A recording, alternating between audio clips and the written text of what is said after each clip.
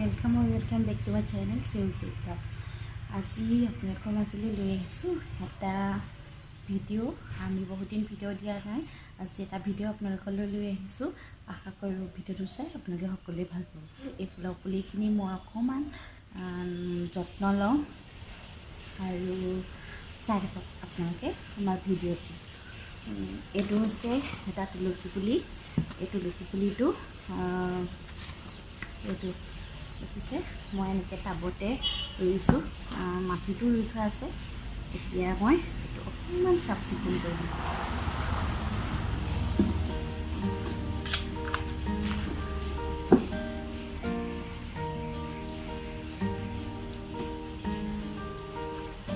আপোনালোকে আপোনালোকৰ ফুলৰ পুলিখিনি কিদৰে যতন লয়, আপোনালোকে মোক কমেণ্ট বক্সত এটা কমেণ্ট কৰি জনাবচোন। কেনেদৰেনো আপোনালোকে আপোনালোকৰ ফুলৰ পুলিখিনি যত্ন লয়। এতিয়া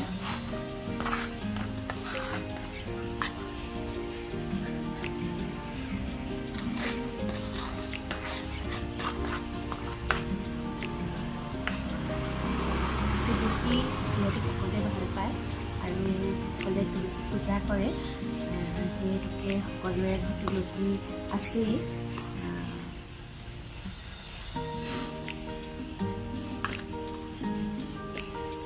তুলসী আমি বিভিন্ন পূজা পাৰ্বণত ব্যৱহাৰ কৰোঁ আৰু ভাল লাগে তুলসী এয়া চব আপোনালোকে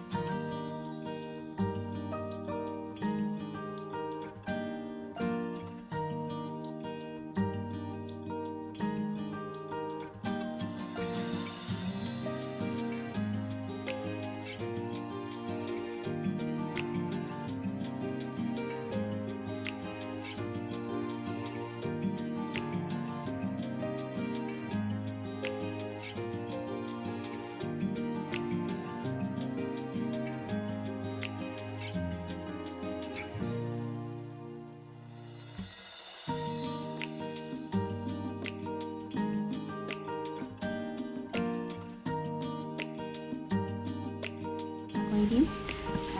যাতে এয়া সৰু সৰুকৈ বন ওলাইছে, মই এইখিনি অকণমান চাফা কৰি দিম।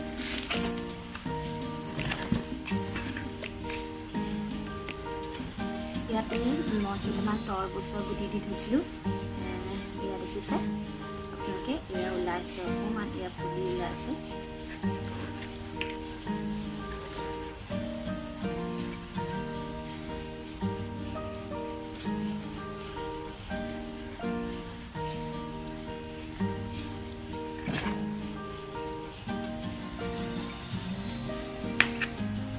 যিহেতু কোৱা শুনামতে লাকি বেম্ব থাকিলে ভাল বুলি কোৱা শুনো, আৰু সেইহেতুকে আমিও লাকি বেম্ব আনিলোঁ।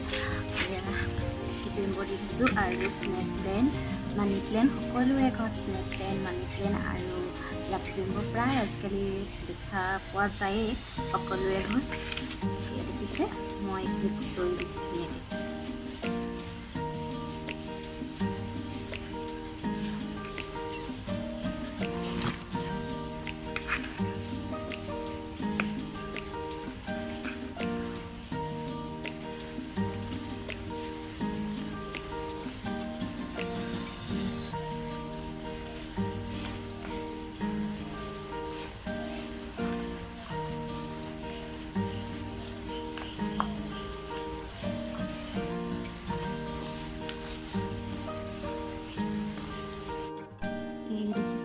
এই টাবটোত অকণমান এয়া বন ওলাইছে, অকণমান এয়া বনখিনি চাফা কৰি দিওঁ। আৰু এই টাবটোত যিহেতু এইটো বহুত হেৰিটো বহুত হৈ গ'ল, সেইটো কাৰণে মই ইয়াৰ পৰা এতিয়া ভাঙি এটা বেলেগ এটা টাবত দিবলৈ চেষ্টা কৰিম। এয়া দেখিছে,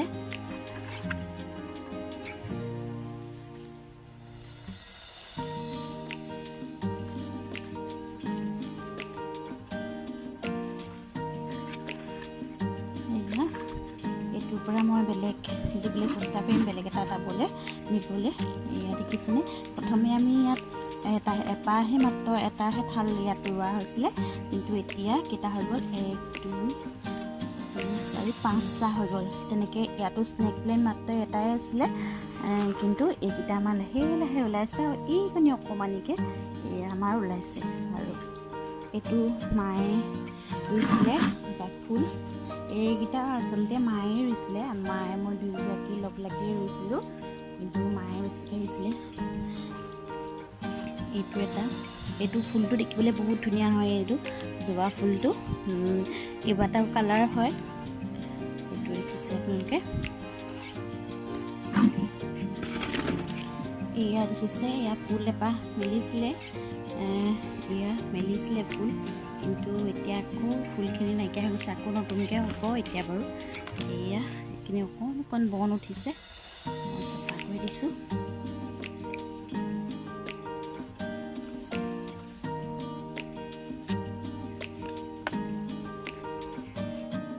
সকলোৱে জানে হাতেৰে কোনো নেকাটে, কাটিব নালাগে।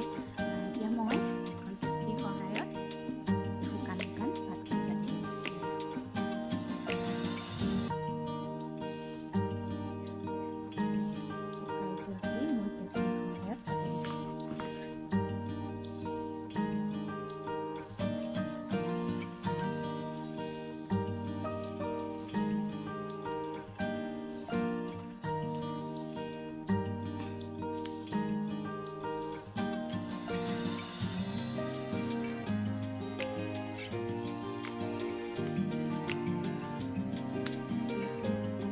আপোনালোকে বাৰু এনেকুৱা ধৰণৰ টেমাসমূহ কি কৰে, প্লাষ্টিকৰ, হয়তো কিছুৱে এইটো কাম কৰে আৰু কিছুৱে হয়তো পেলাই দিয়ে।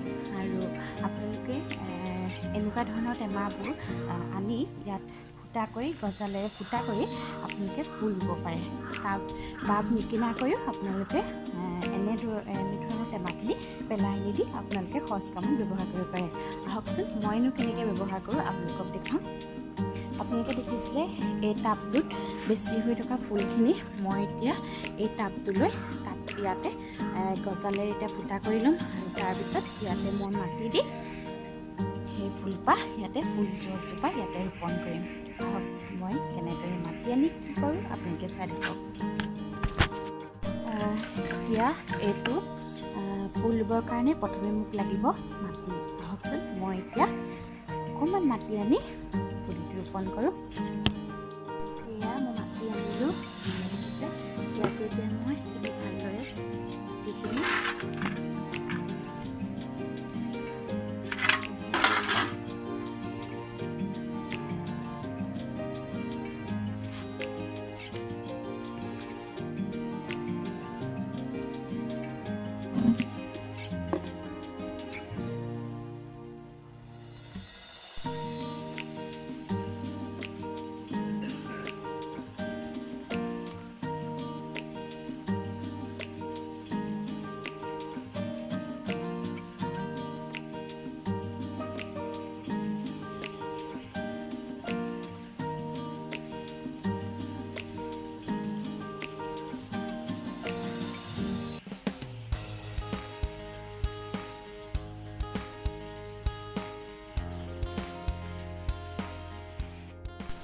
আজি এয়াই আছিল মোৰ সৰু মা আৰু মোৰ সৰু ফুলনি বাগিচাখনৰ কিছু দৃশ্যাংশ আপোনালোকৰ আগত দাঙি ধৰিবলৈ চেষ্টা কৰিলোঁ। যদি ভিডিঅ'টো ভাল লাগিল তেন্তে আপোনালোকে আমাৰ ভিডিঅ'টো লাইক, শ্বেয়াৰ এণ্ড ছাবস্ক্ৰাইব কৰিব। আজিলৈ ইমানেই, বাই বাই।